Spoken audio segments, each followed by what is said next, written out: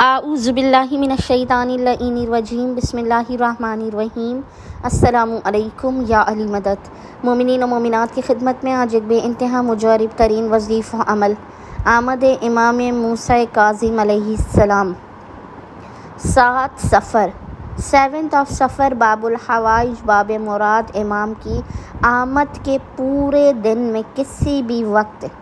7 صفر کے دن آج یعنی آمد امام موسیٰ کاظم کے پورے دن میں کسی بھی وقت کیا جانے والا مجرب ترین وظیفہ عمل امام موسیٰ کاظم علیہ السلام لے کر آئے ہیں۔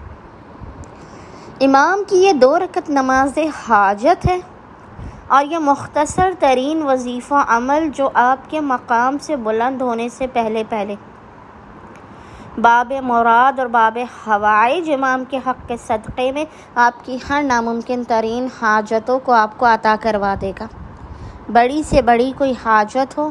کوئی بڑی سے بڑی مصیبت یا پریشانی ہو جس سے آپ نجات حاصل کرنا چاہتے ہوں،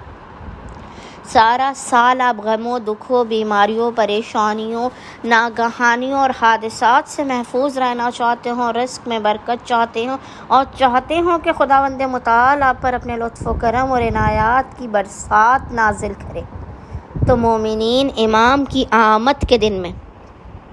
کیونکہ باب الحوائج امام ہے، اس امام کے حق کے صدقے میں مانگی گئی دعائیں کبھی رد نہیں ہوتی، ہمیشہ مستجاب ہوتی ہیں۔ خداوند متعال آپ کی خالی جھولیوں کو بھر کے آپ کو بامراد کر دے گا۔ عمل اس قدر مجرب اور آسان ترین ہے کہ چھوٹے چھوٹے بچے بھی اس مختصر اور جلالی ترین وظیفے عمل کو کر سکتے ہیں۔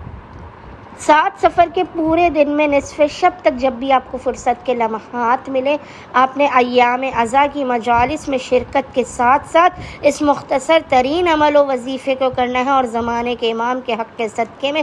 آپ کے جد امام موسیٰ کاظم علیہ السلام کے حق کا واسطہ دیتے ہوئے اپنی حاجات کو طلب کرنا ہے۔ سب سے پہلے آپ نے باوضو ہونا ہے۔ اس عمل کو کرنے سے پہلے اور 2 رکعت نماز حاجت آپ نے پڑھنی ہے۔ اس نماز حاجت کا طریقہ یہ ہے کہ اس 2 رکعت نماز حاجت کی ہر رکعت میں آپ نے الحمد کے بعد 12 مرتبہ 12 ٹائمز سورہ اخلاص قل هو اللہ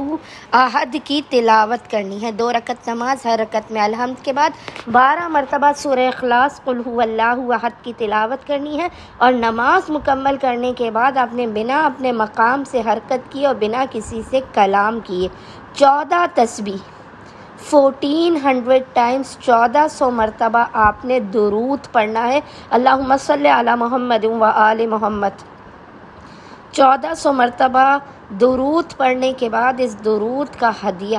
امام موسیٰ کاظم علیہ السلام باب مراد، باب حوائج امام کی بارگاہ میں پیش کرنے کے بعد خداوند متعال کو حق کے باب مراد و باب حوائج کا واسطہ دے کر اپنی حاجتوں کو طلب کرنا ہے، اپنی مشکلوں کے خاتمے کی، رزق میں برکت کی، خداوند متعال کے خصوصی لطف و کرم اور عنایات کی بارش کی دعا کرنی ہے۔ انشاءاللہ تعالی خداوند متعال اس مختصر ترین عمل کے صدقے میں، حق کے باب مراد و باب حوائج کے صدقے میں آپ کی اور آپ کی نسلوں کے بخت و مقدر کو سنوار دے گا اور اپنے خزانوں سے آپ کو بے پناہ عطا کر دے گا۔ اللہم صلی علی محمد و آل محمد و عجل فرجہم اجمعین۔